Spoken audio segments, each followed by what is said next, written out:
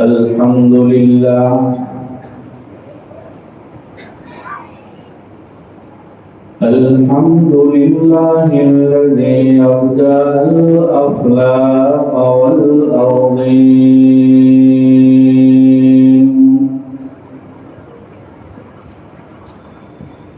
والصلاة والسلام على من كان نبيا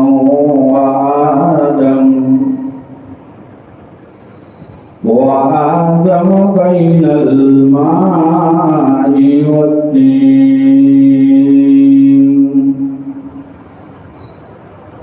وعلى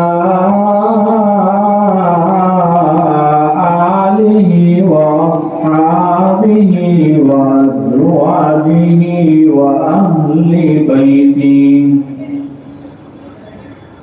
وأهل بيته أجمعين.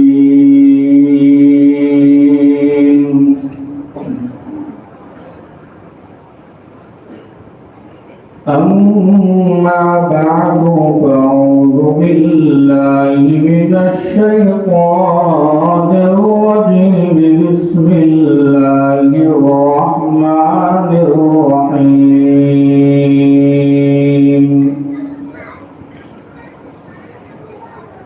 اقرأ باسم ربك الذي خلق، خلق الإنسان من علق. اقرأ وربك الأكرم الذي علم بالقلم، علم الإنسان ما لم يعلم. وقال النبي صلى الله عليه وسلم: العلماء ورثة الأنبياء، إن الأنبياء لم يورثوا دينارا ولا درهما. صدق الله وصدق رسوله النبي الكريم، ونحن على ذلك لمن الشاهدين والشاكرين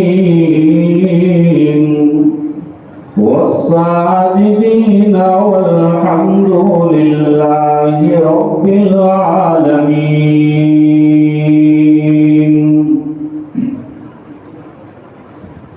کیا شان ہے پیارے نبی،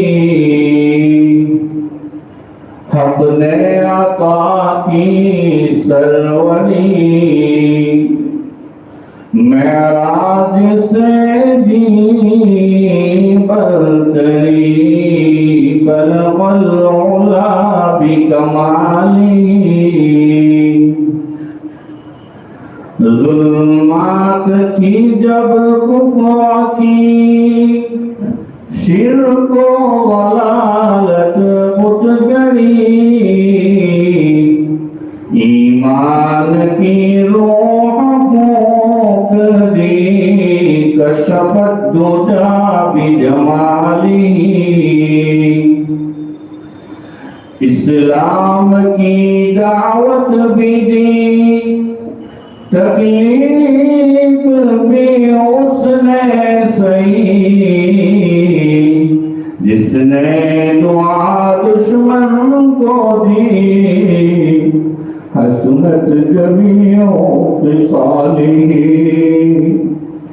ایک دھوم دنیا میں مچی، آواز یہ آنے لگی، پڑھ لو درود امتی، صلو علیہ وآلہ. اللہ اللهم صل وسلم وبارك على سيدنا محمد وعلى آل سيدنا محمد وبارك وسلم تسليما كثيرا كثيرا.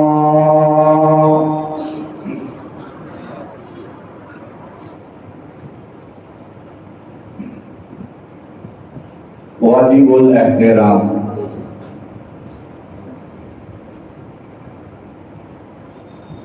معطر علماء کرام،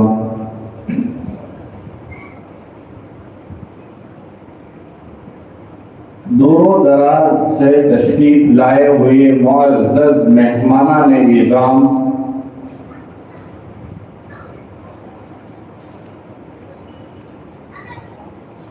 مدرسہ جنت العلوم کے ہونہار پھولوں،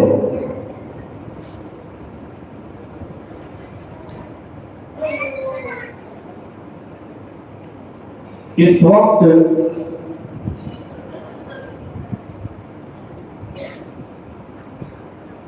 ہم آپ کے چہروں پر مسرت کے آثار نمودار ہوتے ہوئے سمجھ رہے ہیں۔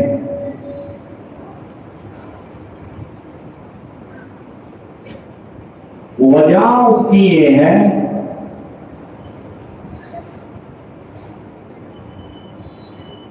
کہ جس نسبت کے لیے میں اور آپ جمع ہوئے ہیں، اور آج کے ہونے والے اجلاس کو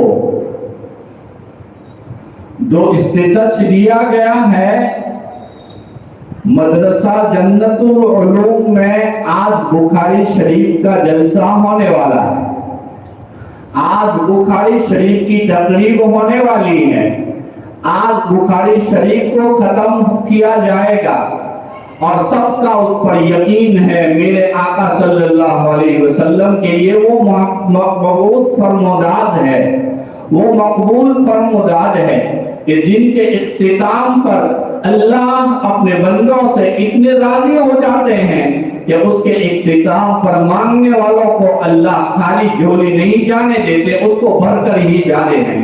اسی شوق میں ہم سب جمع ہوئے ہیں، اسی شوق، میرا بھی یہی شوق ہے، میں بھی اسی شوق سے یہاں آپ کے ساتھ جمع ہو گیا۔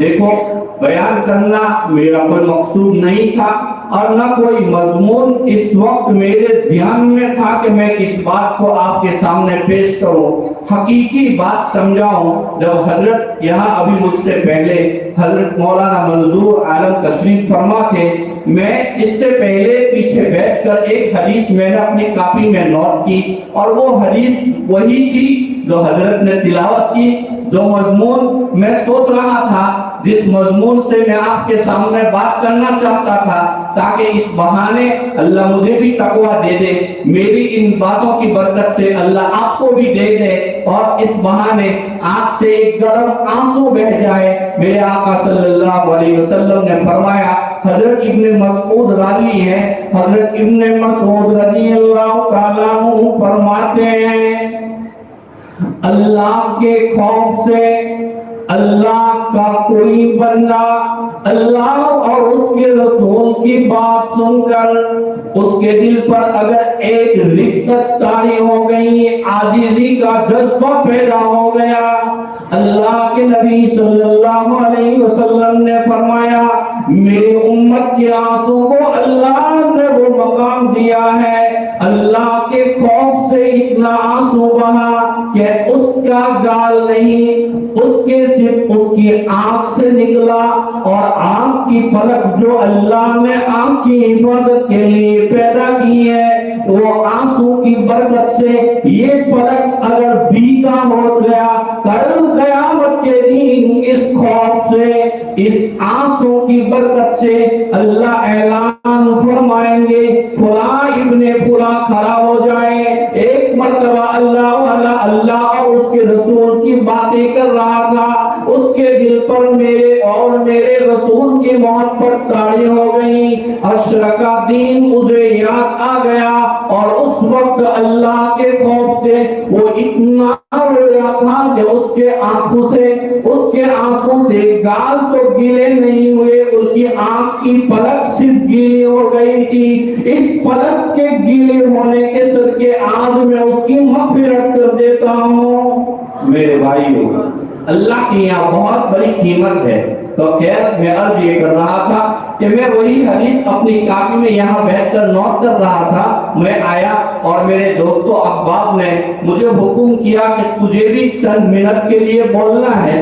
میں نے کہا مسلسل 3 دن سے صبح شام سفر میں چل رہے ہیں، نہ نیند ملی ہے اور نہ میں اس نیت سے یہاں آیا ہوں۔ میں تو آیا ہوں اس لیے کہ آپ اللہ کے نبی صلی اللہ علیہ وسلم کا وہ کلام مبارک ختم کیا جائے گا، جس کے بعد جو دعا کی جاتی ہے، اس دعا کے قبول ہونے میں کوئی شک نہیں۔ میں اس امید سے آیا کہ ان بہنے والوں کے بہاوے میں یہ کانٹا بھی بہ جائے اور اس کا پار نکل جائے۔ اب میں کیا کروں، اب سب کے بیچ میں ہوں، میں کیا بیان کروں، نہ میرے پاس کوئی مضمون ہے، نہ اس وقت ذہن میں کوئی بات ہے، لیکن کسی مخلص بندے کی برکت کی دعا سے میں سمجھتا ہوں اللہ رب العزت نے اس بخاری شریف کی تقریب کے موقع سے مجھے ایک بات اس وقت دل کے اندر آ رہی ہے، وہ یہ ہے کہ میں اور آپ جس نسبت پر جمع ہے وہ نسبت رسول اللہ صلی اللہ علیہ وسلم کی نسبت ہے۔ سب اس بہانے آئے ہیں، سب کے آنے کا مقصد ایک ہی ہے،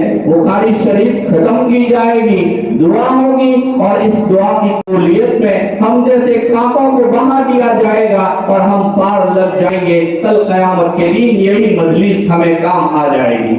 یہ میرا دعویٰ ہے کہ بخاری شریف کتنی عظیم الشان کتاب ہے، اب میں آپ کو اس کی دلیل سے ثابت کروں۔ دیکھو آقا دو جہاں صلی اللہ علیہ وسلم بلکہ حضرت استاد الاساتذہ ایک عجیب بات میں نے اسے نوٹ کی ہے، ہمیں سبق کے دوران یہ تعلیم دی گئی تھی اور فرمایا گیا تھا یہ وہ کتاب کی مناسبت ہے، یہ وہ کتاب کی مناسبت ہے اور اس کتاب کا مقام یہ ہے، اس کتاب کا مقام یہ ہے۔ حضرت ابن یوسف الفربری رحمت اللہ علیہ جا رہے اللہ کے نبی صلی اللہ علیہ وسلم کی خواب میں زیارت ہوئی، آقا نے پوچھا یوسف کہاں جا رہے ہو؟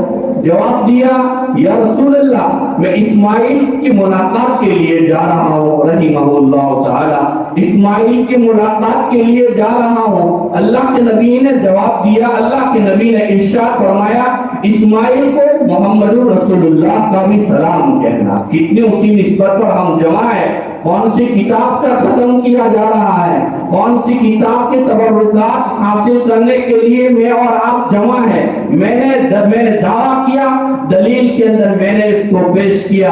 اب اس کی تعمیرات میں اگر اپنے الفاظ میں کھولنے کی کوشش کرتا ہوں کہ وہ کیا شمع ہوگا جب امام بخاری رحمت اللہ علیہ اپنے قلم مبارک سے آقا دو جہاں صلی اللہ علیہ وسلم کے فرامین مبارکہ پر لکھتے ہوں گے، ہم یقین کے ساتھ اس جملے کی برکت سے کہ آقا فرما رہے ہیں اسماعیل کی ملاقات کو جا رہے ہیں، محمد رسول اللہ کا سلام کہنا، کیا ہم یہ دعویٰ نہیں کر سکتے کہ جب اسماعیل یہ کتاب لکھتے ہوں گے اللہ رب العزت جزائے خیر نصیب فرمائے تو آسمان سے کروڑوں فرشتوں کی ان کی یہاں ازدحام لگ جاتا ہوگا اور وہ فرشتے وہ جنت کی حوریں اپنی آنکھوں میں عینک لگا لگا کر اسماعیل کی لکھی ہوئی سطروں کو دیکھتی ہوگی۔ یقین کے ساتھ میں اس بات کو ہم کہہ سکتے ہیں۔ اب اس کی بھی دلیل اگر آپ مانگتے ہیں تو مجھے اللہ کے اس بندے کا ایک قول یاد آیا، فرمایا عجیب منظر کسی حضرت استاد الاساتذہ نے کی ہے، کیا فرمایا کہ اس کتاب کے مقام کو میں آپ کو سمجھا رہا ہوں جس نسبت پر میں اور آپ جمع ہے، اسی لیے میں اپنے احباب سے کہتا ہوں اگر اللہ نے ہمیں علم جیسی دولت دی ہے، اگر اللہ کی طرف سے علم جیسی دولت مجھے آپ کو ملی ہے تو صاحب علم کو کسی دنیا دار کو دیکھ کر اپنی نیت میں کھوٹ پیدا نہیں کرنا چاہیے۔ اگر اس نے اپنے آپ کو دلیل سمجھا، اگر اس نے اپنے آپ کو دلیل سمجھا، اپنے آپ کو حقیر سمجھا، ایک حدیث کی بہت معتبر کتاب میں اس وقت نام بھول رہا ہوں لیکن میرے پاس पास उसका हवाला लिखा हुआ है, अगर कोई मांगना चाहे मैं दे सकता हूँ। एक हदीस की बहुत मुअतबर किताब जिसके अंदर अल्लाह के नबी सल्लल्लाहु अलैहि वसल्लम ने फरमाया, मेरे जिस उम्मती को अल्लाह ने अल्लाह की सिफत इल्म दिया, अल इल्मु नूरुन, उलमा का मक़ौला है इल्म रोशनी है। अगर इस जुमले को मैं खोल दूंगा आपका मजमून खत्म हो जाएगा। ये किसी मुखलिस की बरकत से मुझे सप्लाई किया जा रहा है। फरमाया अल इल्मु नूरुन, तो क्या फरमाया कि अल्लाह के नबी ने फरमाया जिसे अल्लाह ने मेरा इल्म दिया, मेरे हदीस का इल्म दिया, अल्लाह ने अपने कुरान को उसके सीने में सजाया, उसे चाहिए कभी किसी दुनियादार को देखकर अपने आप को जलील न समझे, कहीं ऐसा ना हो। इसीलिए हजरत इमाम राजी रहमतुल्लाह अलैह ने तफसीर इब्न कबीर में एक अजीब बात इरशाद फरमाई, दिल धड़क जाता है। हजरत ने फरमाया कि ईसाईयत ये अल्लाह के नबी के बहुत बड़े दुश्मन थे, लेकिन अल्लाह रब्बुल इज्जत ने ईसाईयत बहुत बड़े दुश्मन थे, इसके होने के बावजूद अल्लाह ने यहूदियों पर उससे ज्यादा लानत फरमाई। मुफस्सिरीन अल्लामा इब्न राजी रहमतुल्लाह अलैह ने यहाँ नुक्ते की बात लिखी।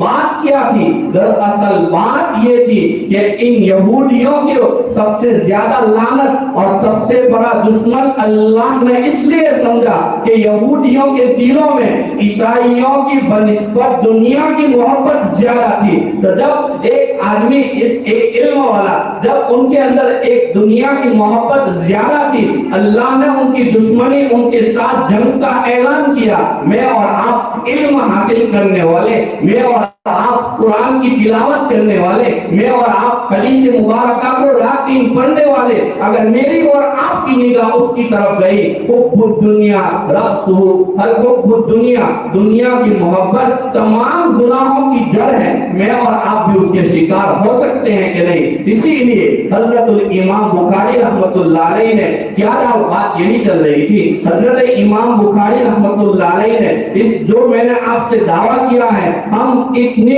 अजीम शान निस्बत पर अल्लाह ने मुझे आपको जमा फरमाया। हजरत इमाम खुद फरमाते हैं, इस बात को बयान करने में मैं लज्जत लूंगा। क्यों लज्जत लूंगा?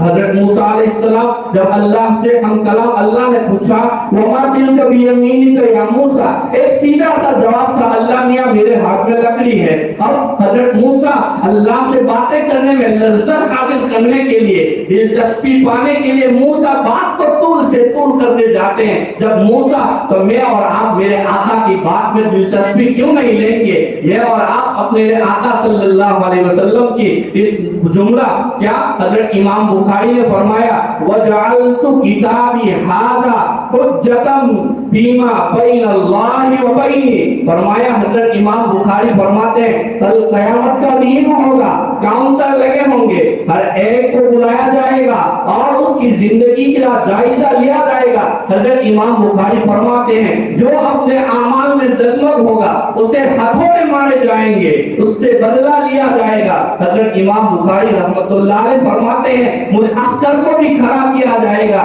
इमाम तेरी भी बारी आएगी, अब मुझे खड़ा किया जाएगा। अल्लाह मियां ने मुझसे पूछ लिया कि तू क्या लेकर आया है? तो इमाम बुखारी रहमतुल्लाह अलैह फरमाते हैं, वजअलतु किताबी हादा हुज्जतन फीमा बैनी व बैनल्लाह। मैं अल्लाह के सामने ऐसे आलम के अंदर जबकि अल्लाह गज़बनाक होंगे, अल्लाह गज़बनाक होंगे और लाकी का दिन होगा। हजरतुल इमाम बुखारी रहमतुल्लाह अलैह फरमाते हैं, अल्लाह के पेश करूंगा, अल्लाह तेरे महबूब का कलाम लेकर आया हूं, जिसके मैंने एहतिमाम में कभी मैं बेवुजू नहीं सोया, कभी मैंने बेवुजू एक नाम तक नहीं लिखा। अल्लाह इमाम बुखारी रहमतुल्लाह अलैह फरमाते हैं, ऐसे आलम में अल्लाह का गुस्से को मैं उसके महबूब की किताब को सामने रखकर ठंडा करवा दूंगा। अब ये आइए आगे जाने से पहले उसकी एक हिस्सी मिसाल मैं आपको बताऊं।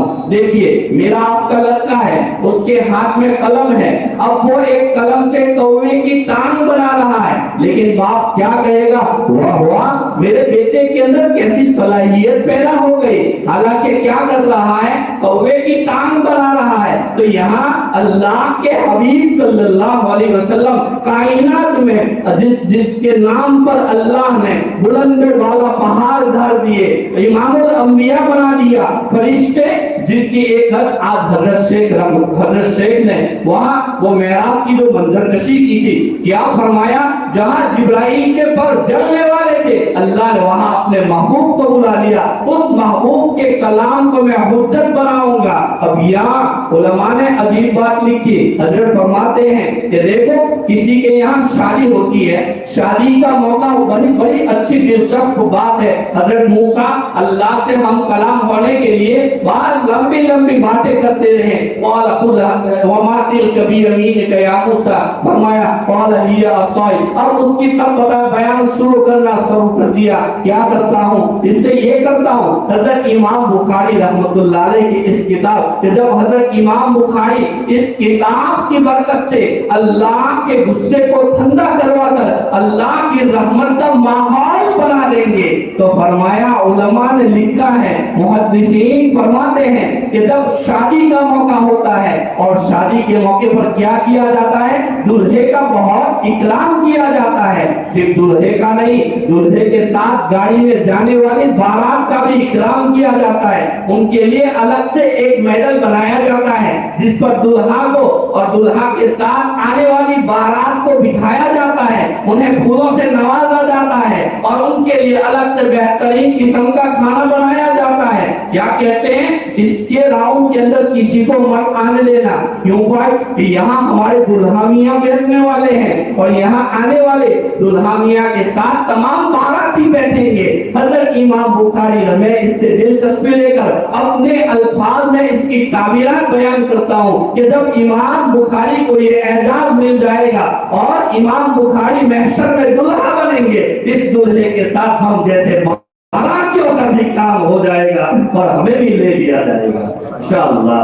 میرے بھائیوں، یہ ہے حقیقت، اس کتاب کی نسبت پر میں اور آپ جمع ہوئے ہیں، ہم اللہ سے دعا کرتے ہیں اللہ ہمارے جمع ہونے کو قبول فرمائے۔ میں اپنے دونوں بھائی حضرت مولانا شاہ عالم صاحب اور حضرت مفتی صاحب کو غریب دل کی اتھاہ گہرائی سے محبت کا نذرانہ پیش کرتا ہوں۔ واقعیتاً ایک بچے کو بنانے کے لیے اب دوسرا مضمون جو میرے سامنے آ رہا ہے، جو آیت کریمہ میں تلاوت کی تھی، موقع ہو تو میں آپ کے سامنے کہہ دوں کہ دیکھو جو بات چلی تھی یہاں سے کہ اللہ نے ہمیں اپنی صفت العلم نور دیا ہے، یہ میرا دعویٰ تھا، یہ بزرگوں کا قول ہے، ذرا اس قول کو میں سمجھا دوں تاکہ مجلس میں اور گرماہٹ پیدا ہو جائے۔ علم کیا چیز ہے، علم کے اندر اللہ نے کیا رکھا ہے، علم سے آدمی کہاں سے کہاں تک پہنچ جاتا ہے۔ میں آپ کو بتاؤں ایک عجیب بات اور اس کی عجیب منظر کشی حضرت عبید شاہ قریشی نے فرمائی ہے۔ میں نے جب اس کو پڑھا تھا پتہ نہیں اس وقت دل میں آیا اللہ اکبر کیا منظر کشی کی ہے، فوراً میں نے اپنی ڈائری میں اس کو اشارات نوٹ کر لیے کہ کئی کام آ جائے گی۔ تو کل وہاں سوتے میں اس کو دیکھ رہا تھا، آیا حضور کا حکم ہوا تجھے بھی بیٹھنا ہے، کیا کہیں گے؟ تو یہاں بیٹھنے کے بعد کسی مخلص بندے کی برکت سے ہو سکتا ہے حضرت کے اخلاص بڑی دعوت کی برکت سے میرے دل میں اللہ نے یہ دو باتیں دی، ایک تو بخاری شریف جس نسبت پر میں اور آپ جمع ہیں اور اس سعادت کو حاصل کرنے کے لیے ہم جمع ہوئے ہیں، اس کی عظمت کا مختصر خاکہ میں نے آپ کے سامنے بیان کر دیا۔ اب آئیے اس زمانے کی طرف ہوا کہ جب عیسائیت کا زمانہ تھا، ابھی میرے آقا حضرت محمد رسول اللہ صلی اللہ علیہ وسلم دنیا میں جلوہ افروز نہیں ہوئے تھے، اس دنیا فانی میں تشریف نہیں لائے تھے۔ وہاں کے حالات کیسے کھوگر تھے، اس وقت کے حالات کیسے حالات تھے، انسان نہیں درندہ بنا ہوا تھا۔ ایک چھوٹی سی لڑائی پر 80 سال تک دونوں خاندانوں میں جھگڑے چلتے تھے کہ نہیں، سماج بالکل ختم تھا، انسانیت کا نام و نشان نہیں تھا۔ ارے کیسے حالات تھے۔ اب آئیے کہ میرے آقا صلی اللہ علیہ وسلم کو جب 40 سال کی عمر مبارک میں اللہ کے نبی کو نبوت سے سرفراز فرمایا گیا، اب آپ بتائیے، میں آپ سے پوچھوں گا تقاضا کیا تھا، کیسے حالات تھے؟ باپ اپنے ماں باپ اپنی حقیقی بیٹی کو زندہ درگور کرتا رہا. آج بھی وہ جگہ موجود ہے. جب دیکھتے ہیں دل درد آتے ہیں, وہ کیسا منظر ہوگا. ایک باپ اپنی زندہ لڑکی کو اپنے ساتھ لے جا کر اس کے سواس سے مٹی صاف کروا کر اسی مٹی کے نیچے اپنی نور نظر کو دفن کرتا تھا. وہ کیسا خطرناک منظر ہوگا میرے بھائیوں. بتاؤ, اب بتائیے, جو اللہ کے نبی صلی اللہ علیہ وسلم کے زمانے میں ایسے خوب حالات تھے, اب یہ حالات کیا تقاضا. آپ میری طرف توجہ دیجیے, آپ میری طرف توجہ دیجیے, وہ اپنا کام کر رہے ہیں. تو ایسے حالات کے اندر آقائے دو جہاں صلی اللہ علیہ وسلم کیا زمانہ کیا تقاضا کرتا ہے. جب کسی کو بیماری ہو, اب فور ایگزامپل مجھے سر درد کرتا ہے, تقاضا کیا ہوگا کہ مجھے سر کی گولی دی جائے گی. اگر مجھے بخار ہے, ٹیمپریچر کے حساب سے مجھے ٹیبلٹ دی جائے گی. تو اللہ کے نبی کے زمانے میں یہ جاہلیت, اور اتنی خطرناک جاہلیت کہ ایک اونٹ نے اگر کسی کے آنگن میں پانی پی لیا, 40-80 سال تک جھگڑے ہونے والا ایک باپ اپنی بیٹی کو زندہ درگور کرے. ایسے عالم کے اندر اب آپ بتائیے, جیسی بیماری ہوگی ویسی ہی تو دوا دی جائے گی. تو یہ حالات کیا تقاضا کرتے ہیں کہ اللہ جب میرے آقا صلی اللہ علیہ وسلم پر پہلی وحی کا نزول فرماتے تو اللہ کیا پہلی آیت کیا ہونی چاہیے تھی کہ انسانوں ظلم و بربریت سے بچو, یہی تو ہونا چاہیے تھا. یا پہلی آیت یہ ہونی چاہیے تھی وَاعْتَصِمُوا بِحَبْلِ اللَّهِ جَمِيعًا کہ تم مل کر ایک ہو کر رہو, یہی آیت ہونی چاہیے تھی. یا پھر کیا آیت ہونی چاہیے تھی کہ لوگ آپس میں اتنے بدگمان تھے اس بدگمانی کو سامنے رکھ کر ان بعض الظن اثم کو نازل کرنا چاہیے تھا. لیکن اللہ نے سب سے پہلے کون سے آیت کا نزول فرمایا اقرأ بسم ربک الذی خلق. میرے محبوب صلی اللہ علیہ وسلم پڑھیے کس کے نام سے, جس نے انسان کو پیدا کیا. اقرأ بسم ربک الذی خلق, اپنے پروردگار کے نام سے تلاوت شروع کیجئے. پھر آگے کیا فرمایا, اقرأ بسم ربک الذی خلق خلق الانسان من علق. پڑھیے آپ نے اس پروردگار کے نام سے جس نے انسان کو جمے ہوئے لہو سے پیدا کیا, جمے ہوئے خون سے پیدا کیا. اقرأ بسم ربک الذی خلق خلق الانسان من علق. پھر فرمایا اقرأ وربک, پڑھیے اپنے رب کے نام سے الاکرم, تیرا رب بہت کریم ہے. اقرأ وربک الاکرم الذی علم بالقلم, جس نے انسان کو قلم کے ذریعے علم سکھایا. کیا زمانے کا تقاضا کیا تھا کہ جو برائی جو بیماری تھی اسی کی ٹیبلٹ اسی کا انجیکشن لگایا جائے. لیکن اللہ نے کیا فرمایا, تو اس سے علماء نے مسئلہ مستنبط کیا. حضرت ابو عبید فرماتے ہیں کہ علم کی فضیلت یہاں ثابت ہوتی ہے. اب اس کے حصے مثال بتاؤں. دیکھو فار ایگزامپل میرے اندر, میں کسی کی مثال تو دے نہیں سکتا, میرے اندر اتنی بیماریاں ہیں, میرے اندر حسد ہے, میرے اندر کینہ ہے, میرے اندر کپٹ ہے, میرے اندر بدگمانی والی بیماری ہے, اور میں بہت سارے ان بخارات جو ایک روح کو ختم کر دیتی ہیں اس کا شکار ہوں. اب مجھے کون سی دوائی کھانی پڑے گی؟ تو اللہ رب العزت نے فرمایا دیکھو کہ اس سے اس آیت کریمہ سے اشارہ کر دیا. ایک بہت نیچے اتر کر حصے مثال سے میں آپ کو بتاؤں. دیکھو ایک کمرہ ہے اور اس کمرے کے اندر چوٹیاں بھی ہے, اس کمرے کے اندر بچھو بھی ہے, اس کمرے کے اندر سانپ بھی ہے, اس کمرے کے اندر قسم کے جانور ہیں, کمرہ بند ہے. اب اس کمرے کے اندر میں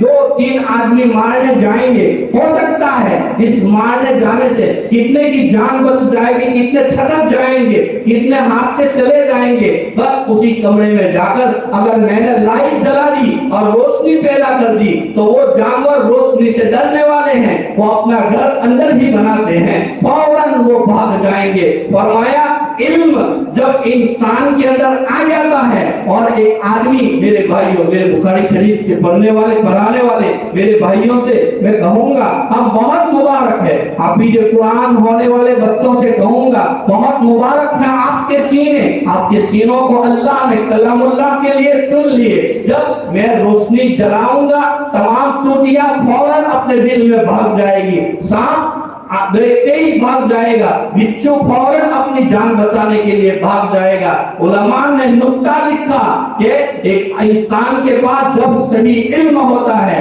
اور اس علم کے بنا پر اس کا مقصود رضامندی اللہ کی ہوتی ہے، جیسے کہ حضرت امام بخاری رحمۃ اللہ علیہ نے پہلی حدیث مبارکہ میں انما الاعمال بالنیات اور آخری میں باب پالا وَنَضَعُ مَوَازِینَ الْقِسْطَ لِیَوْمِ الْقِیامَہ، یہاں میزان کا باب باندھ کر پہلے نیت کو درست کرنے کی طرف اشارہ فرمایا، تو یہاں فرمایا کہ اعمال اسی اعمال جو تولے جائیں گے اور ویلیو اسی اعمال کے ہوگا جس کے اندر وزن ہوگا، اور وزن کس سے آئے گا؟ جس کے اندر اخلاص ہوگا، جتنا اللہ کے لیے کریں گے اس میں وزن ہوگا اور وہ وزن باری ہو جائے گا جس سے اللہ اور اس کے رسول راضی ہو جائیں گے۔ تو فرمایا العلم نور، یہ مقولہ ہے، علم ایک روشنی ہے۔ تو جب کسی کے پاس اخلاص والا اللہ کو رضا کرنے والا علم آ گیا، اب وہ علم جب وہ تجارت کرے گا،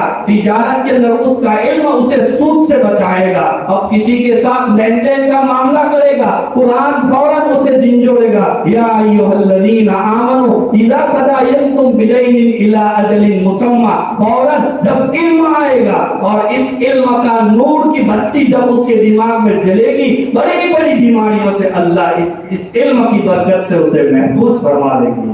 کتنی پیاری بات ہے، کتنی پیاری بات ہے۔ اور اخلاص والا عمل اللہ کو اتنا پسند ہے۔ آخر اگر میں کسی جوتے کی دکان میں گیا، اگر وہاں جا کر مجھے جوتے پسند آئے تو یہ دکان میرے لیے محبوب ہے۔ میں نے بیوی نے اچھا کھانا پکایا، اب رو رہی ہے، پوچھا تو اتنی خوبصورت ہے، تو نے اتنا پیارا کھانا پکایا جس کی خوشبو نے پورے گھر کو معطر کر دیا۔ کہا وہ کیا کہہ رہی ہے؟ سب کچھ میں نے کیا، لیکن جس کے لیے پکایا ہے، جس کے لیے بنایا ہے، اگر اسے سج گیا تو میں سج گئی، اگر اسے پسند نہیں آیا تو میرے بھائیوں، اگر میرے اندر اور آپ کے اندر اخلاص ہے اور اخلاص والا عمل رب العالمین کو سج گیا تو ہمارا کام ہو جائے گا، جس کے لیے ہم اسی لیے فرمایا قل هو اللہ، اس کے اندر ضمیر شان ہے، بلکہ علماء مفسرین فرماتے ہیں سورہ اخلاص کی شان ہی یہ شان ہے۔ تو کیا فرمایا؟ تو میرے ایک واقعہ یاد ہے، اخلاص کی جب بات چلی گئی تو ایک بہت بہترین دلچسپ واقعہ میں آپ کو سناؤں۔ فرماتے ہیں بہت پیارے اللہ والے جن کا نام یہ متحرک برکت سے بھول رہا ہوں، فرماتے ہیں ان کا نام رحمت علی، منشی رحمت علی۔ یہ واقعہ جواہرات فاروقی کے اندر لکھا ہے۔ منشی رحمت علی بڑے اللہ والے تھے اور سرکاری ملازم تھے۔ جب دارالعلوم دیوبند کے بقا وجود میں آیا، جب دارالعلوم دیوبند کی بقا وجود میں آئی، حضرت نانودا سے چلتے جا رہے تھے، راستے میں کسی بستی سے گزر ہو رہا تھا، پتہ چلا کسی کا انتقال ہو گیا ہے۔ حضرت نے سعادت سمجھ کر کہ میں بھی شریک ہو جاؤں اور اس کے جنازہ پڑھ کر میں جاؤں گا۔ اب اس کے یہ عنوان الگ ہے کہ ایک مسلمان پر دوسرے مسلمان کے جو حقوق ہے اس میں سے ایک حق یہ بھی ہے۔ چنانچہ حضرت ٹھہر گئے، اور جب ٹھہرے لوگوں نے دیکھا آپ کی شخصیت لوگوں میں معروف اور مشہور تھی، لوگوں نے التجا کی حضرت جنازے کی نماز آپ ہی پڑھائیں گے۔ حضرت انکار فرما رہے ہیں میں نہیں پڑھاؤں گا، آپ پڑھا لینا۔ اب اچانک جب یہ آواز اس گھر کے اندر گئی، اس کی بیوہ عورت نے ایک چٹھی دروازے سے باہر پھینکی، جس چٹھی کے اندر لکھا ہوا تھا، جس کے اندر خط میں لکھا ہوا تھا کہ میرا شوہر یہ وصیت کر کے گیا ہے میری جنازے کی نماز منشی رحمت علی پر پڑھائیں گے۔ چنانچہ آپ نے تو اللہ والوں کے دل بہت بڑے ہوتے ہیں، وہ اپنے چھوٹوں کے شفقت فرما کر ان کا بہت اعزاز فرما لیتے ہیں. چنانچہ اسے منظور کر لیا, ٹھیک ہے میں نماز پڑھاؤں گا. جب جنازے کی نماز پڑھائی اور قبر کے اندر اتارنے کے لیے بھی اندر گئے, چنانچہ اتارنے کے بعد قبر کو دفن کر دیا, ختم کر دیا. اس کے بعد دیوبند پہنچے. دیوبند کی جس وقت بقا ہو رہی تھی, دیوبند سے واپس لوٹے, اپنا جیب دیکھا تو جیب کے اندر ملازمت کا جو کارڈ تھا وہ کارڈ گم ہو گیا تھا. حضرت نے یقین کر لیا اس اللہ کے بندے کو قبر میں اتارنے کے لیے میں ٹھہرا تھا, ہو سکتا ہے میرا کار وہیں پر گرا ہوگا. آئے, بستی کے ذمہ داران کو بلایا اور ان سے درخواست اور التجا کی. کیا التجا کی کہ ہو سکتا ہے میرا کار اس بندے کو ہم نے دفن کیا ہے اس کی قبر کے اندر گر گیا ہو, یہ میری ملازمت کا قیمتی کار تھا, اگر یہ کار مجھے واپس نہیں ملا ملازمت سے میں نکل جاؤں گا, میری دنیا کا ایک بہت بڑا مسئلہ کھڑا ہو جائے گا. لوگوں نے کہا آپ تو اللہ کے بہت بڑے ولی ہیں, ہم آپ کو انکار نہیں کر سکتے بلکہ ہم آپ کی قبر کھودنے میں مدد کرتے ہیں. سب ساتھ میں قبرستان آئے, قبر کھودی گئی. اللہ اکبر, ادھر بہت قیمتی بات ہے, دیکھو اخلاص کہاں سے کہاں پہنچا دیتا ہے. فرمایا قبر کھودی گئی تو اس کے اندر دیکھا, ابھی تو 2 گھنٹے ہوئے تھے دفن کرنے میں, قبر مبارک اس کی قبر کے اندر چاروں طرف اللہ نے گلاب کے پھول سجائے ہوئے تھے اور قبر خوشبو سے معطر تھی. انہوں نے اپنا کارڈ اٹھایا, دوڑتے ہوئے بستی میں آئے, اس کی بیوہ کو دستک دی اور پوچھا آخر بتائیے تیرے شوہر کا وہ کون خاص عمل تھا جس عمل کی برکت سے ابھی تک 2 گھنٹہ نہیں ہوا تیرے شوہر کی قبر ہم نے کھولی, اس قبر کے اندر ہم نے بہترین اللہ نے گلاب کے پھول سجائے ہیں اور ایسی گلاب سے معطر ہے کہ ہمارا دل و دماغ معطر ہو گیا. فرمایا میرے شوہر کا کسان تھے, میرے شوہر کا لوہار تھے, لوہار کا کام کرتے تھے.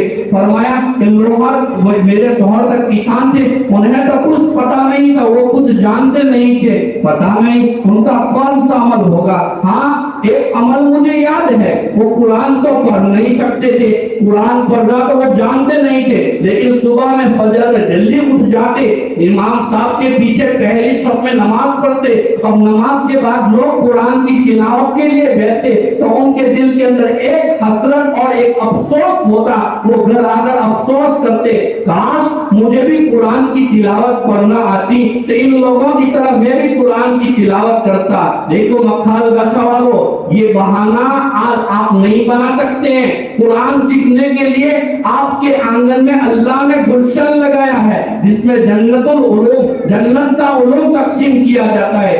آئیے اگر قرآن پڑھنا نہیں جانتے ان علماء کی جوتیاں سیدھی کیجئے, قرآن سیکھیے.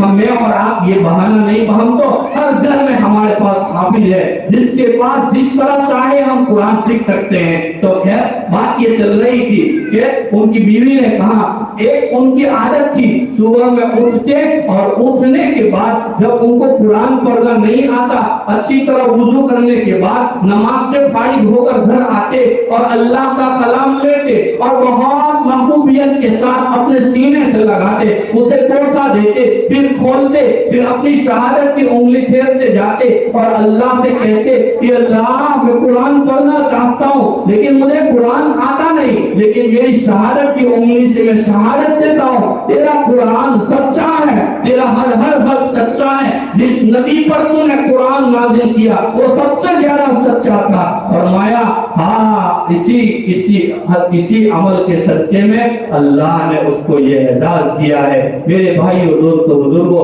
اللہ نے یہ مواقع مجھے بھی آپ کو بھی نصیب فرمائے. ان اداروں کی, ان حافظ اور قاریوں کی قدر کیجئے, ان علماء کرام کی قدر کیجئے, ان کی ضرورتوں کی تکمیل کے لیے ہاتھ بڑھائیے. یہ ہمارے بچوں کی مدد کرتے ہیں, ہمارے بچوں کو قیمتی ہیرا بنا کر ہمیں دیتے ہیں. کیا ہم ان کا خیال نہیں رکھ سکتے؟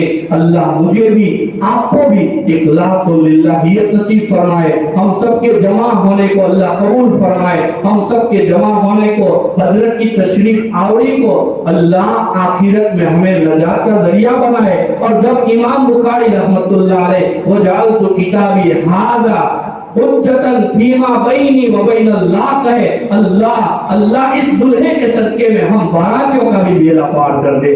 آمین کی دعا ازمن و از جملہ جہاں آمین بات وآخر دعوانا ان الحمدللہ رب العالمین. کیا فائدہ فکر بیش و کم سے ہوگا؟ ہم کیا ہے، ہم سے کوئی کام ہوگا؟